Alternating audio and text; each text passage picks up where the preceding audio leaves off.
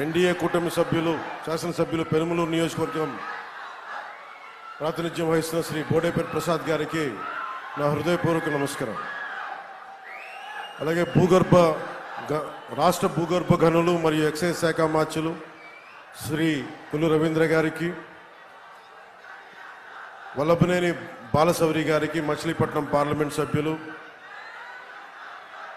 శ్రీ హరిప్రసాద్ గారికి, శాసన మండలి సభ్యులు శ్రీ కాగిత కృష్ణప్రసాద్ గారికి, పెడన శాసనసభ్యులు వెనిగొండ్ల రాము గారికి, గుడివాడ శాసనసభ్యులు శ్రీ ధూళిపాడి కృష్ణకిషోర్ వైఎస్ ఎంపీపీ కంకిపాడు, అలాగే శ్రీమతి నేర్పు రాజలక్ష్మి గారు ఎంపీపీ కంకిపాడు గారికి, శ్రీమతి బాకీ రమణ సర్పంచ్ గారికి, శ్రీమతి ముసిబోయిన విజయ్ కుమారి పునాదిపాడు సర్పంచ్ గారికి, మీ అందరికీ నా ప్రత్యేక ఆహ్వానం పలుకుతూ హృదయపూర్వక నమస్కారాలు తెలియజేసుకుంటా ఉన్నాను. గత నెల ఆగస్టులో 2 నెలల క్రితం ఆగస్టు 23న రాష్ట్ర మొత్తం గ్రామ సభలు తీర్మానం చేశాం. తీర్మానం చేసిన దాదాపు 2 నెలల తర్వాత అక్టోబర్ 14న సరిగ్గా ఈ రోజున మనం ఆ రోజు తీర్మానం చేసిన పనులకి ఈ రోజున శంకుస్థాపన చేస్తున్నాం. ఈ శంకుస్థాపన చేసిన పనులు ఈ సంక్రాంతి లోపే అయిపోవాలి. అయిపోయిన తర్వాత మళ్ళీ కొత్త పనులకి శ్రీకారం చుడదామని ఒక లక్ష్యంతో ముందుకెళ్తున్నాం.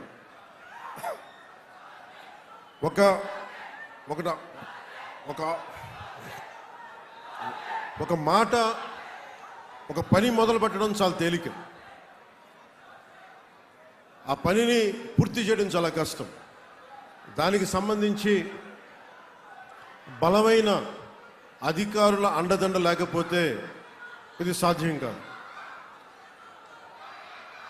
ఆగస్టు 23న ప్రారంభించిన గ్రామ సభలు అక్టోబర్ 14కి దీన్ని శంకుస్థాపన చేసి సంక్రాంతి లోపు అవ్వాలని దృఢ నిశ్చయంతో ముందుకు తీసుకెళ్ళగలిగే మాట అంటున్నానంటే దానికి కీలకమైన వ్యక్తులు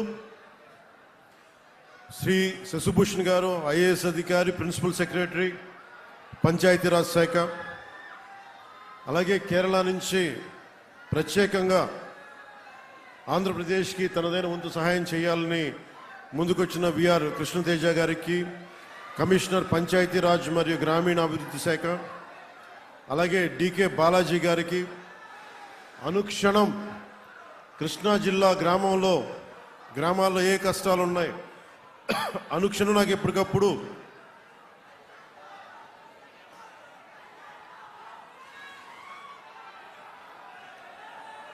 ఆయన సమస్యలు తీసుకొస్తూ ఉంటారు. అలాంటి మంచి విజ్ఞాన కని ఆయన. అలాగే కృష్ణా జిల్లా కలెక్టర్ శ్రీ డికే బాలాజీ గారికి, అలాగే వైవికే షణ్ముఖ్ కుమార్, ఐఎఫ్ఎస్ డైరెక్టర్ పంచాయతీరాజ్ మరియు గ్రామీణాభివృద్ధి శాఖ, అలాగే బాలా నాయక్ గారికి,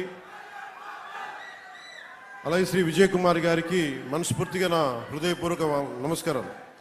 ఈ అధికారులు వీళ్ళెవరూ కనుక పంచాయతీరాజ్ శాఖ కానీ ఈ సంబంధిత 10 శాఖలు కనుక లేకపోతే ఇవి పూర్తి చేయడం చాలా కష్టమైపోద్ది.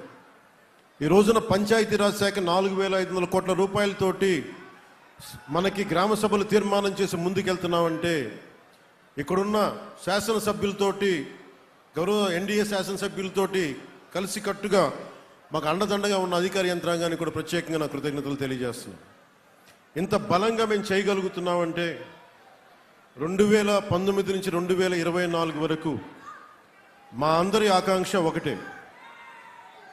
ఆంధ్రప్రదేశ్లో ఉన్న కోట్లాది మంది ప్రజలు, 5 కోట్ల మంది ప్రజలు బాగుండాలి. యువతకు ఉపాధి అవకాశాలు రావాలి, పల్లెల్లో వెలుగు రావాలి. దీనికి కూటమి పార్టీలకు అతీతంగా తెలుగుదేశం పార్టీ, జనసేన, భారతీయ జనతా పార్టీ అందరం సమిష్టిగా వచ్చి నిలబడ్డాం. ఆ రోజు మేము గెలుస్తామో లేదో తెలీదు, ఓడిపోవచ్చు కూడా. కానీ ఎందుకు నిలబడ్డామంటే తప్పులు జరుగుతున్నప్పుడు, ప్రజలు కష్టాలు ఉన్నప్పుడు నువ్వేంటో అదే నీ నైజం అని చెప్తారు. అందుకని మేము అన్నిటికీ ఎదుర్కొని దెబ్బలు తిని నిలబడి ఈ రోజున 4,500 కోట్ల రూపాయలు పనులు నరేగా జాతీయ ఉపాధి హామీ కింద పనులు మొదలుపెట్టామంటే ఇక్కడ వేదిక పైన ఉన్న నాయకుల పోరాట స్ఫూర్తికి మనస్ఫూర్తిగా నా కృతజ్ఞతలు, ధన్యవాదాలు తెలియజేసుకుంటాను. రాష్ట్రానికి మొదటి రోజు నుంచి చెప్తా ఉన్నాను, చాలా సంవత్సరాలు 2014 నుంచి చెప్తా ఉన్నాను, చాలా బలమైన నాయకత్వం కావాలి, అది కూడా అనుభవం ఉన్న వ్యక్తులు కావాలి.